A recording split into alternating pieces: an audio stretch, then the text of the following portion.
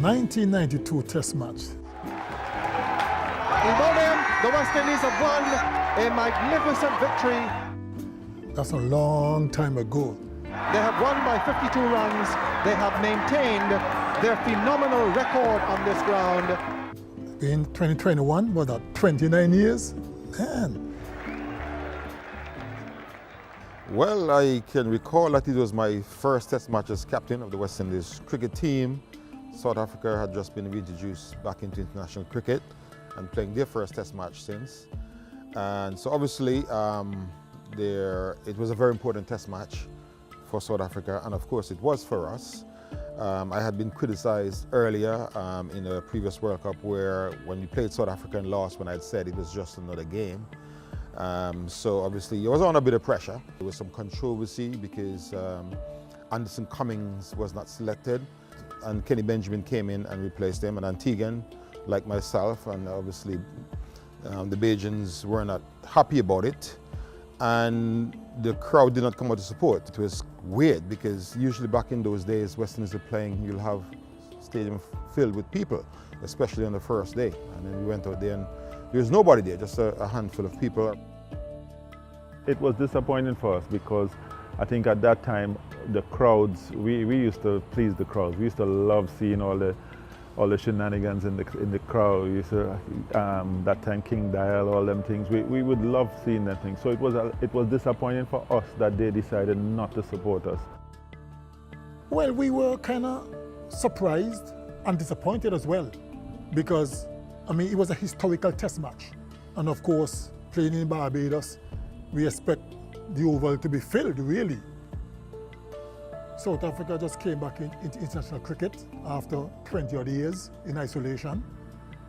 And for me, there were a bunch of rookies because apart from Captain Kepler Wessel, who played for Australia, all the other 10 guys were making a debut. So we expected to just, well, I wouldn't say walk over, but we expect to beat them, and quite convincingly and easily. We got a bunch of rookies. I mean, we were still the best team in the world. I don't think we underestimated them, but I think they lifted their game because they knew who they were playing against and they wanted to win badly. So they put everything into it. We didn't know as much about them as they knew about us. They caught us on the hop a little bit, and I think one of the better innings I've seen in Test cricket is Andrew Hudson's 160 odd. So they had us on the back foot on that going into that fifth day. You know, in those days, there was a rest day in between. And I remember that we were on a boat cruise and they were celebrating, shirts off, like, well, it's all over. And you know, we like a party as West Indians, but we couldn't because we were focusing on how we're going to win this game. Other than Brian is going to take them on a Jolly Roger and drunken them, other than that? I love dancing and I love calypso music and I love the Jolly Roger. So, you know, we were there and we were very subdued because obviously we're losing a Test match. And the South Africans were looking very happy. They were drinking, they were laughing, chatting, and they were in a great place. And at the time, there was a very famous calypso sung by Gypsy, Captain, the Ship is Sinking. Now, usually, you go on the Jolly Roger, I mean, we have so many hits, calypso and soca hits in the Caribbean. If a song is very popular, you hear it twice in the night. But for some reason, the DJ, who obviously was a Bajan, keep playing that song, and I felt that song was being played for me. Captain, the ship is sinking. Oh boy, I tell you. And it was really tough. But then suddenly, when I looked at the South African and I see they were having so much fun, something came to me. I felt vigorized. I felt like something is gonna happen. I said, they're celebrating too much. Something is gonna happen. Well, I took two on the fourth evening. Hudson, I think it was, got a brilliant 160 the first innings. You know, so to dismiss him, did he get off the mark? I can't remember. Probably fell for duck. That was very satisfying because, you know, he was right up here with a brilliant 160, and then I brought him back to earth, you know. It was Sir Richardson's first Test match as captain of a Test match, right? And he was under tremendous pressure. I mean, taking over from Sir Viv, who has been so successful. I mean, it was a big shoe to fill. And we were determined that we're never going to lose this game, no matter what. We were a unit. We were all for one and one for all at that time, because we knew that everything happened on the field and that we had to support each other on the field. We played for the person next to us, so we were going out there and making sure that we, down in the back here, we're going to take all the catches from the bowlers, or we're going to stop the boundaries, or whatever the case is. We have to leave it all on the field, and that was our thing at that time. You've got to leave everything on the field. Good morning to you all from Kensington Oval on the last day of this wonderful test match for the BPSA Challenge. South Africa at 122 for 2 needs 79 more runs to win on a wearing pitch with 8 wickets in hand. The West Indies are not enjoying their situation. Richardson, the captain, there he is. He's got a lot to think about. This is a proud record, no defeat in a test match here at Kensington Oval for 57 years and 2 months. And yet, before the end of today, that record could so easily have gone. Kepler and I are going to have to bat well. We don't want any dramas today, and if we can bat anywhere near as well as we batted yesterday afternoon, I think we should be okay. At the back of your mind, you know that, look, 8 wickets, less than 100 runs, you got to back the batting side. But our approach was a positive one. We believe. We had a very good meeting the evening before, and we all believe, and that's why we prayed. We believe that we could do it. Even though at the back of your mind you said, boy, your back is against the wall. But we stuck to a task. We went out there believing that we could win. And throughout the day, I just kept reminding the guys, we can do this, we can do this, we're going to do this. We were going through emotions, nothing was happening. And, I said to Courtney, look, Courtney, you got to take a break now. I'm going to want to come together. And he said, no, skipper, I'm okay. Okay, I'll give him another one. I'll be bowling pretty well, but nothing happening. Courtney bowled about his 5th over. I said, Courtney, no, you're messing up the plan. He said, no, skipper, no, leave me, man, leave me. When I look at him, he was sweating and he was like possessed. And his tears running down his face. And the tears to me looked like blood. He looked, I said, man, let me leave him, man. And I think he was the one who made the first breakthrough on that morning. But yes, he's gone. Captain Vessel's caught now by Lara Slip, driving it a wide one. That really is the start, above all else, that the West Indies wanted. Vessels has gone for his overnight 74, and the early breakthrough has come. We got a wicket, the main man, who I think at that time was Kepler. I think he was the main wicket that we needed that morning early, because he could guide them. He was the experienced man. And when Brian took that catch low down there, then everything just built up. The emotions started to get higher, and you can see these 2 guys started to run in harder and give what we know they can give. So with the other 2 or 3 catches from David Williams, we knew that we were on a roll now, so we had to finish it off. We were unsung, we were determined that, look, we were going to do this, and we couldn't afford to drop any catches. We had to be sharp. And it was a top-class performance, especially by Kirtley and Courtney. So we knew the team plan, and so there was not a lot of discussion going on, because we knew what to do. The captain has faith in us, the team had faith in us, and we have some brilliant fielders, in the slip court, and Brian Lara, Phil Simmons, and he's got a top-quality slip fielders. Is he gone?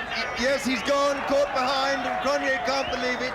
He's just standing there, but that's the 2nd wicket down this morning.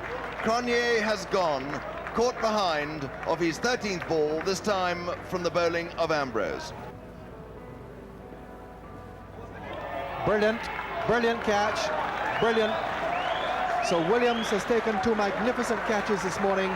The West Indies have taken 3 in all, and Kepa goes without scoring, and it's 131 now for 5. David, how are the nerves now? Very afraid, very afraid. It's all happening out there now. You must be extremely happy. 3 wickets have gone down this morning, for just 14 runs? Well, our boys have played very well so far this morning. Particularly Walsh has been getting the ball to cut back into the batsman quite appreciably, and they're having difficulties negotiating him. He's got him. Kirsten has played it on. Walsh has got another wicket. That's the one the West Indies wanted. Kirsten goes for 52. South Africa are 142 for 6. They need still another 59 runs to win this match, and they now have 4 wickets left. They had started to panic as well, and we saw that. And once we saw that they were panicking, we saw well, we had them. And that just gave us more momentum, more impetus to really do the demolition job. This really is a collapse of major proportions and the final twist to what has been an extraordinary day's cricket. I know you're a confident man normally, Geoffrey, about your own opinions. You've been saying for some time South Africa would win this test match. Can you honestly say so now, that you think that's still your view? No, that's the beauty of cricket, isn't it? It can make anybody look a fool, make anybody's judgment be wrong. He's gone, quickly caught there by Adams at short leg, and so Snell is out for naught. 7 wickets are down, South Africa in deeper trouble.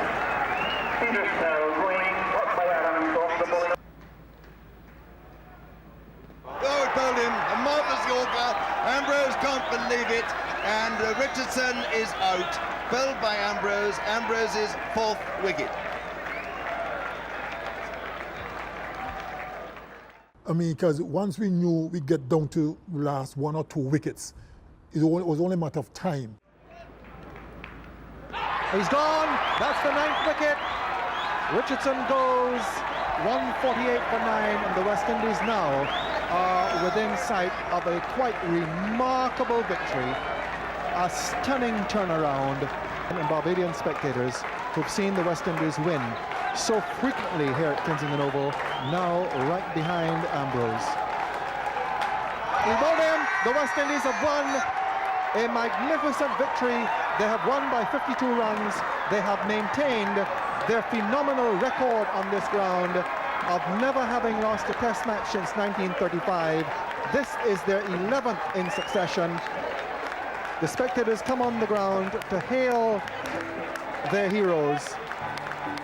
Gone for souvenir stump, you know. That might have been it. Maybe to my follow through, grab a stump or something. That could have been it, you know. But I mean, I was so in the moment of winning that, I mean, nothing else mattered for me and the team.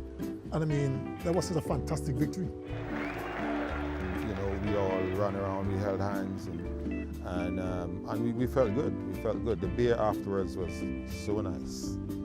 Oh, going around the ground, everybody was you know, I think all of us were close to tears because where we had come from that morning to winning the game. I think we were all close to tears, and there was a lot of emotion because we saw ourselves as representing the West Indies. We didn't see ourselves as representing Trinidad or Antigua or you know, West Indies, and for the crowds not to be there was a lot of emotion. So it just spilled over into us winning, and as we went around the ground, it was just a sign of unity, a sign of the fact that we're together no matter what happens.